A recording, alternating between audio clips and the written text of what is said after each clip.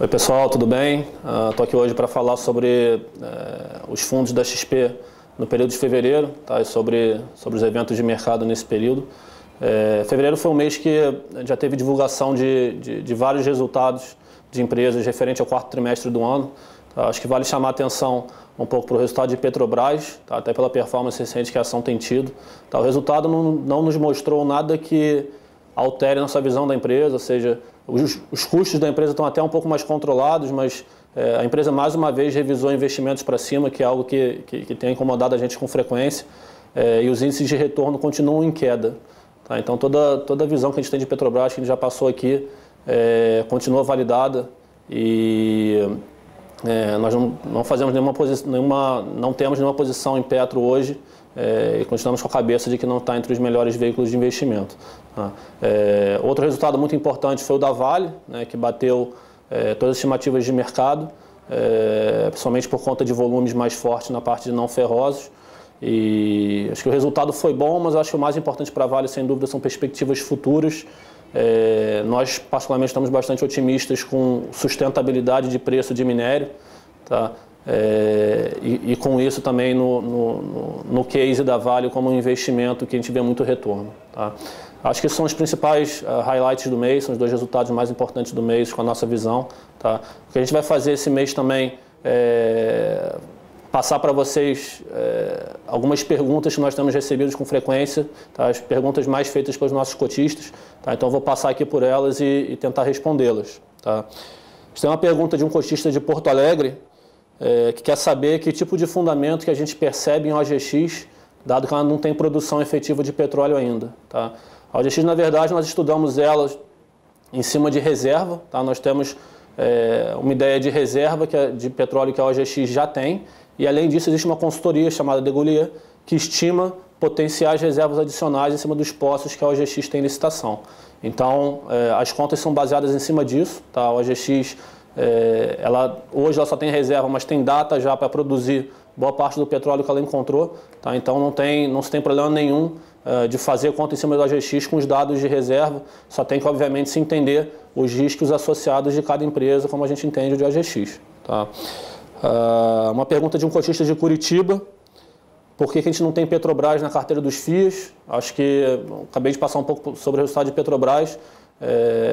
Primeiro, a gente não tem problema nenhum com a empresa Petrobras, não tem preconceito com Petrobras ou uma empresa estatal. Tá? Acho importante salientar isso.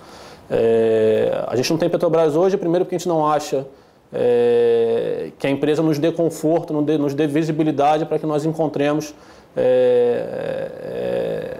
valor olhando o longo prazo. Né? Além disso, o valuation da empresa também não é muito atrativo, mesmo se ignorar os riscos associados. Então, a gente não encontra conforto qualitativo e também não encontra embasamento nos números para ter posição. Tá? Então, hoje é o que não deixa a gente confortável para ter Petrobras. Uma pergunta de um cotista do Rio de Janeiro: quais papéis das carteiras dos fundos de ações que mais penalizaram os resultados nos últimos meses?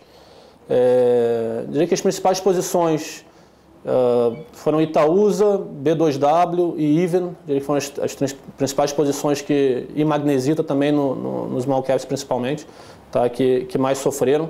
Tiveram algumas outras, tiveram obviamente performances positivas também, tá? Mas esses 3, 4 ativos foram os ativos que mais puxaram o resultado para baixo. Tá? Nenhum desses papéis nós diminuímos ou zeramos posição, pelo contrário, nós estamos aumentando.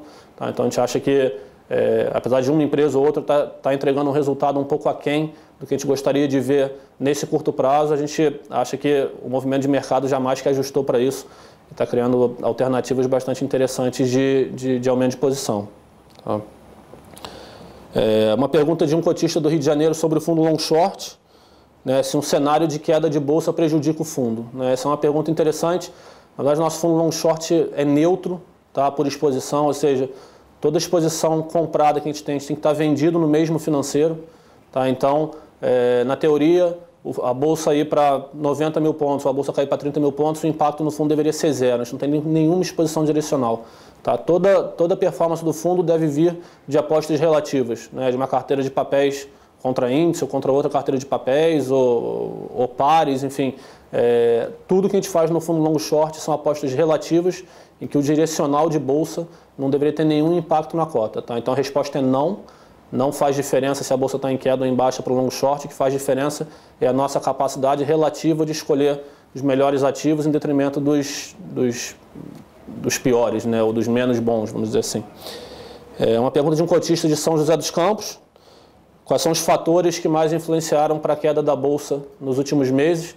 Eu acho que, para quem não acompanha de perto, na verdade as bolsas fora do Brasil, em geral, estão até tendo uma performance bastante positiva. Tá? Então, acho que o que mais afetou aqui dentro, a bolsa brasileira especificamente, foi questionamentos sobre cenário inflacionário no Brasil e ciclo de aperto monetário. Tá? Tanto que, se nós formos pegar as empresas que são ligadas a cenário global, né, Vale do Rio Doce, Petrobras, alguns dos principais papéis de siderurgia, são empresas que estão bem no ano, né, são empresas que estão até com performance bem positiva no ano. Você pegar o que está trazendo a bolsa para baixo, é setor de bancos, é setor de construção civil, setor de varejo. Tá? Então, acho que sem dúvida os principais questionamentos estão em cima do cenário macroeconômico Brasil. Tá? Eu acho que alguns questionamentos, sem dúvida, têm que ser feitos mesmo, né? Existem dúvidas, como sempre existe em qualquer cenário, mas muitos deles estão sendo exagerados e, por isso, a gente está muito animado com a quantidade de oportunidades que nós estamos vendo para bons investimentos, claro, sempre olhando médio e longo prazo. Tá? A gente acha que essas são as principais perguntas que nós temos recebido e acho que mês que vem estou aqui de volta para falar sobre a performance de março, os principais eventos nesse período. Obrigado.